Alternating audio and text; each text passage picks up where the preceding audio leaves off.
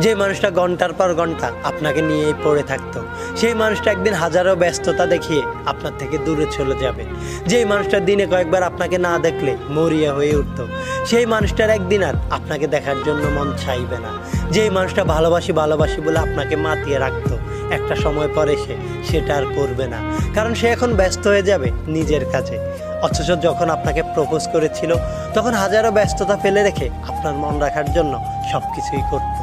এই মানুষগুলো খুব খুব খুব স্বার্থপর।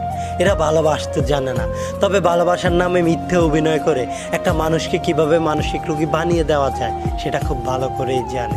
তাই কারোর প্রতি মায়া বাড়ানোর আগে হাজারবার চিন্তা করে নেবেন, কারণ মায়া বাড়ানো সহজ, কিন্তু মায়া কাটানো অনেক কঠিন। সময় পরিবর্তনশীল, সেই সাথে মানুষের মন। সময় যেমন পরিবর্তন হয়, ঠিক তেমনি সময়ের সাথে সাথে কিছু মানুষের মনও পরিবর্তন হয়। তাই কাউকে ভালোবাসার আগে নিজেকে ভালোবাসতে শিখুন।